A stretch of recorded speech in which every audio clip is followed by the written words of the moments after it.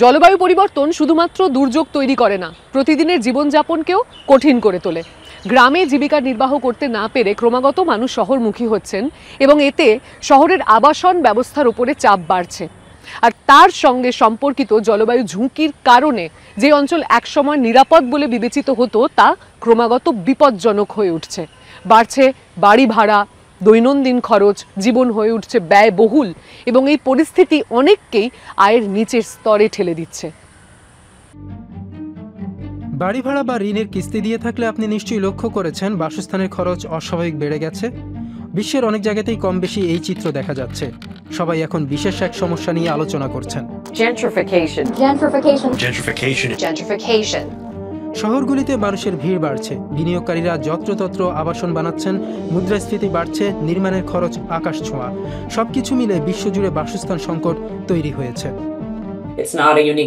এটা শুধু শহর বা গ্রামের সমস্যা নয়, বাড়ির মালিক বা ভাড়াটে কারো একার সমস্যা নয়। আমরা সবাই একই সংকটে ভুগছি। বাড়ির দাম আর ভাড়া বাড়ছে, কিন্তু আয় তত দ্রুত বাড়ছে না।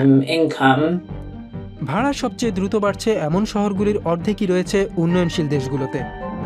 গত কয়েক বছরে প্রাকৃতিক দুর্যোগে অসংখ্য বাড়িঘর ধ্বংস হয়েছে। বাড়ির সংখ্যা যত কমছে, দাম ততই বাড়ছে। 120 কোটিরও বেশি মানুষ অন্তত একটি প্রাকৃতিক দুর্যোগের সরাসরি ঝুঁকিতে আছে। এই মানচিত্রে দেখা যাচ্ছে তাদের বেশিরভাগই এশিয়ায় বাস করে।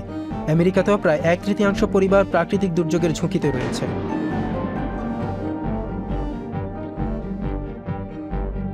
সমুদ্র উপকূলে ঝড়, ভারী বৃষ্টিতে বন্যা ও ভূমিধস বা তীব্র তাপে দাবানল, পৃথিবীর অনেক অংশই এখন ঝুঁকির সম্মুখীন। এর ফলে একটি নতুন সমস্যা দেখা দিয়েছে, যাকে অভিহিত করা হয় ক্লাইমেট জেন্ট্রিফিকেশন বা জলবায়ুগত উচ্চবিত্তায়ন হিসেবে। লোকজনের আদর্শ বাসস্থানের ধারণা বদলাচ্ছে। যেসব এলাকা একসময় সাশ্রয়ী বা তেমন কাটতিতি ছিল না, তার চাহিদাও এখন বেড়েছে দামও। মিয়ামিতে ঠিক এই ঘটনাই ঘটছে। যে সমস্ত উচ্চ আয়ের মানুষ একসময় বন্যা কবলিত নিচু এলাকায় থাকত, তারা এখন উঁচু এলাকায় যাচ্ছে, যেখানে ঐতিহাসিকভাবে সাধারণত কম আয়ের মানুষজন বসবাস করে। এতে দরিদ্ররা স্থানচ্যুত হচ্ছে। দুর্যোগ বেড়ে যাওয়ার কারণেও জলবায়ুগত উচ্চবিত্তায়ন ঘটে। মানুষ বাড়িঘর হারানোর পর পুরো এলাকা প্রায়শই নতুনভাবে পুনর্নির্মাণ করতে হয়। হ্যারিকেন ক্যাটরিনার পর নিউ অর্লিয়ান্সে বাড়ির দাম 33% বেড়ে গিয়েছিল। 2017 সালে হ্যারিকেন মারিয়ার পর পুয়ের্তো রিকোয় বাসস্থানের খরচ 22% বেড়ে গিয়েছিল। বাসস্থানের খরচ ইতিমধ্যে উচ্চ হারে না বাড়লেও এর সঙ্গে আরেকটি খরচ যোগ হয়েছে, যা আমরা অনেক সময় হিসাবের মধ্যে নেই না। তা হলো বিমার খরচ। অস্ট্রেলিয়ায় প্রায়ই দাবানল ও বন্যা হয়। সেখানে 15% পরিবার তাদের বাড়ি বিমা করার জন্য প্রতি বছর তাদের 1 মাসের আয়ের থেকেও বেশি খরচ করে। জার্মানিতে বন্যার প্রাদুর্ভাব দিন দিন বাড়ছে। আগামী 10 বছরে বাড়ি বিমার প্রিমিয়াম দ্বিগুণ হতে পারে বলে মনে করা হচ্ছে। যুক্তরাষ্ট্রে 2001 থেকে 2021 সালের মধ্যে বাড়ি বিমার খরচ প্রায় 3 গুণ বেড়েছে। বাড়ির খরচ বাড়ার সাথে সাথে বিমার খরচও বাড়ছে। এ অবস্থায় সংসার চালাতে গিয়ে অনেক পরিবার বাড়ি মেরামত ও সংস্কার বাদ দিচ্ছে। বিমাকৃত ও বিমাবিহীন ক্ষতির পার্থক্যকে বিশেষজ্ঞরা প্রোটেকশন গ্যাপ বা সুরক্ষা ব্যবধান হিসেবে অভিহিত করেন। 2023 সালে প্রাকৃতিক দুর্যোগে প্রায় $28,000 কোটি ক্ষতি হয়েছিল। এর মাত্র 28% বিমার আওতায় ছিল। এই ব্যবধান দক্ষিণ গোলার্ধের উন্নয়নশীল দেশগুলোতে অনেক বেশি। এশিয়ায় যার পরিমাণ 85%। এর প্রভাব গ্রামীণ দরিদ্র সম্প্রদায়ের উপর সব থেকে বেশি পড়ে, যারা কৃষিকাজ বা ছোটখাটো জীবিকার উপর নির্ভরশীল।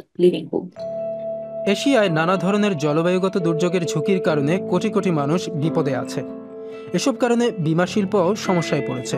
বিশ্বের অনেক মানুষই বিমা করার সামর্থ্য রাখে না। তবে মানুষ দুর্যোগের অনেক আগেই নিজেদের আরও ভালোভাবে সুরক্ষিত করার ক্ষমতা রাখে। দাবানল প্রবণ এলাকায় আগুন প্রতিরোধী ছাদ বা ঘূর্ণিঝড় প্রবণ অঞ্চলে শক্তিশালী দেয়াল তৈরি করে বাড়ি জলবায়ু সহিষ্ণু ও কম ঝুঁকিপূর্ণ করা যায়।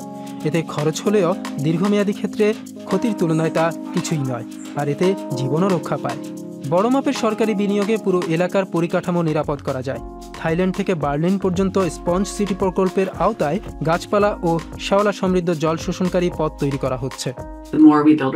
আমরা যত বেশি প্রতিরোধ গড়ে তুলব, বিমার উপর নির্ভরতা তত কমবে। নতুন বাড়ি নির্মাণের জন্য খুব ঝুঁকিপূর্ণ এলাকা চিহ্নিত করে সেখানে নির্মাণ বন্ধ করা, বিপজ্জনক এলাকা থেকে মানুষকে নিরাপদ স্থানে সরিয়ে নেওয়া এবং সমন্বিতভাবে ঝুঁকি কমানোর ব্যবস্থা করার মতো নানা ইতিবাচক উদ্যোগ আমাদের নিতে হবে।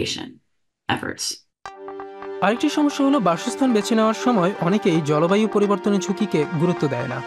বিপজ্জনক এলাকা থেকে বাড়ি কিনে নেওয়ার প্রকল্প বা উপকূলে বাড়ি একবার বিক্রি হওয়ার পর ধীরে ধীরে সেখানে বীমা সুরক্ষা কমিয়ে আনার মতো সৃজনশীল বীমা নীতিও এখানে সাহায্য করতে পারে।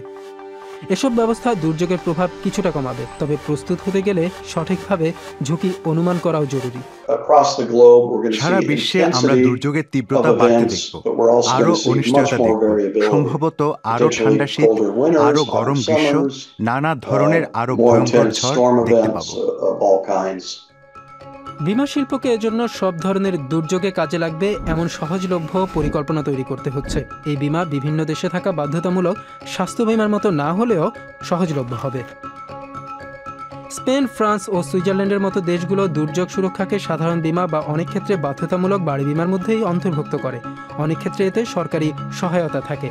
ঝুঁকি অনেকের মাঝে ছড়িয়ে পড়ায় ভাগাভাগি করে খরচ নাগালের মধ্যে রাখার সুযোগ তৈরি হচ্ছে। সবকিছু বেসরকারি বীমা কোম্পানির উপর ছেড়ে না দিয়ে ঝুঁকির ক্ষেত্রে একটি সমন্বিত পদ্ধতি প্রয়োজন। মানুষকে বিপজ্জনক এলাকা থেকে সরে যেতে উৎসাহ দেওয়া, তাদের বাড়ি মজবুত করতে সাহায্য করা এবং বীমার খরচ নিয়ন্ত্রণে রাখা, এসবই তার অংশ। কাজটি কঠিন মনে হলেও মানুষকে একা দুর্যোগের মোকাবিলা করতে দেওয়ার চেয়ে এটি অনেক বেশি বাস্তবসম্মত।